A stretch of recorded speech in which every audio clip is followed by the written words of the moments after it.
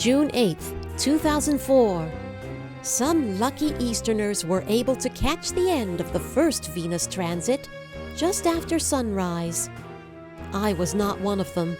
I had a daughter who just turned 5, and that time of day was devoted to getting ready to take her to nursery school.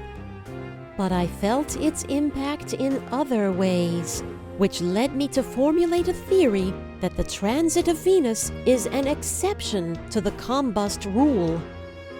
In 2004, I had just started learning some of the concepts of Vedic astrology a few months earlier.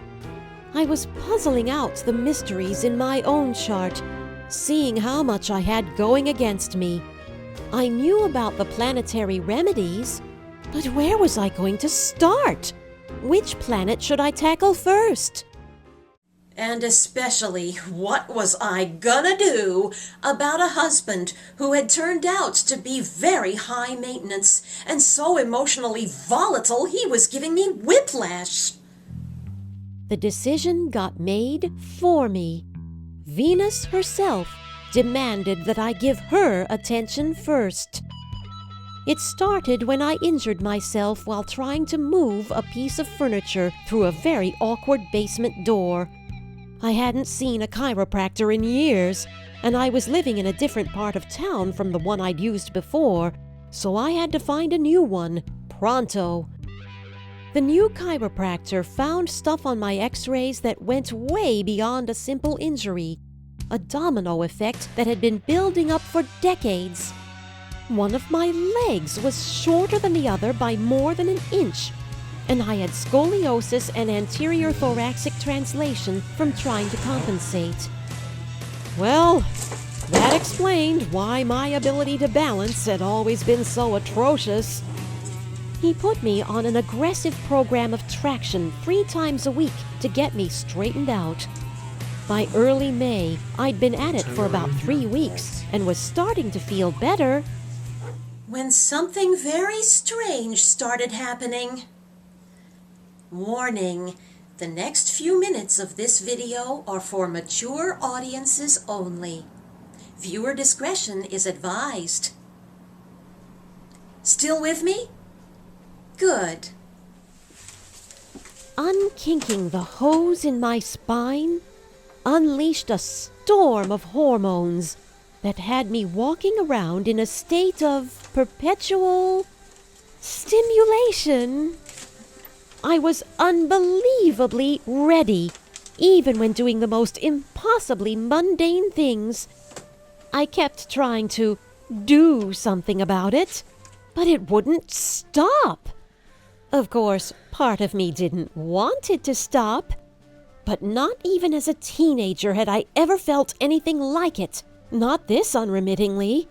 I wondered if this is what teen boys feel like when their hormones kick in. But after a couple of weeks of this, I began asking myself, what is going on? I got out the ephemeris. It was now late May, almost my birthday. I knew that the first transit of Venus was coming up, and I thought it highly ironic to realize that the very day that Venus had turned retrograde in preparation for the transit was the exact same day that gays were allowed to marry in Massachusetts for the first time, thereby overturning the old cliché, banned in Boston. And then I saw what Venus was doing to me. She entered the first house of my chart at the end of March. In April, she crossed over my ascendant degree at 17 degrees Taurus, right around the time of the accident with the furniture.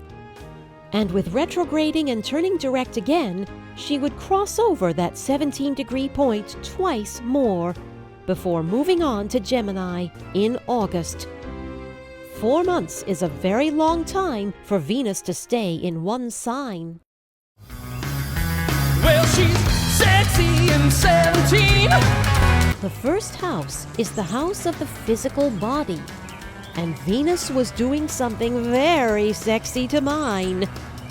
And the number 17 kept coming up in connection with this.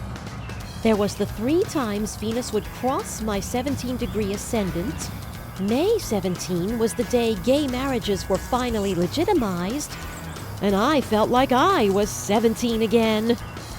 As if that weren't enough, that same spring, the 17-year cicadas emerged from below ground and started doing their mating calls in the trees. And Baltimore was ground zero for all of it. It was as if sex was in the very air and earth itself, and I was plugged into it like a voltimeter. Sure didn't feel like a combust Venus to me. If anything, the transit phenomenon was making her 10 times as strong. Venus must be trying to get some kind of a message through to me. But what is it? I decided to put that energy to good use by writing erotica. Vampiric erotica, to be precise. So I was channeling the Venus retrograde energy through another type of unusual relationship. It was at this time that I first learned the Sanskrit chant Om Shri Maha Lakshmiye Svaha, which I began chanting 108 times a day, every day. I figured if I did this, eventually the message would come clear. Well, my ravenous desire and these intense, soaring, purple prose fantasies kept right on going through my birthday, through the transit and beyond, all of June, all of July, until Venus moved on to the next sign of Gemini at the beginning of August. First week of August, still showing no signs of stopping. In fact, my imagination took not one but 2 hairpin turns that week. Didn't see it coming, had no idea I had it in me, but I suddenly found myself with an overwhelming desire to love other women. And the next day, an equally fervent desire to experience that love with ropes. First turning sapphic, then turning kinky. Talk about an ego buster, when I thought I knew who I was, and it turned out I didn't. What was I gonna do with this? This, of course, meant that I was going to have to renegotiate the terms of my marriage to allow polyamory. Venus is the negotiator. But there was something else more spiritual going on, too, that lasted long after the physical burn finally eased up. Venus is the teacher of the lower self. She gives you all of these physical and material desires, but then helps you make sure you want them for the right reasons. First, through acting on my desire to love women, Venus was teaching me how to love unconditionally.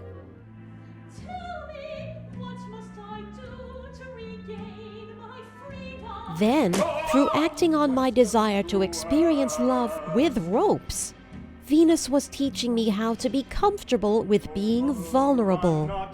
The latter especially had far-reaching consequences because a few years later, I came to understand that a relationship is not sustainable unless a woman is able to feel safely vulnerable in it.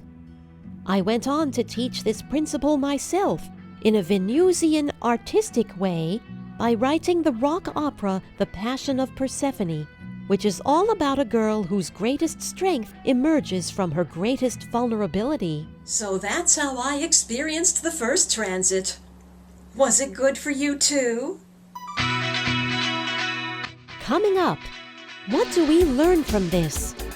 Can we expect similarly sexy themes to play out next time? Given that the planetary lineup for the 2012 transit of Venus is going to be even more intense than the last one.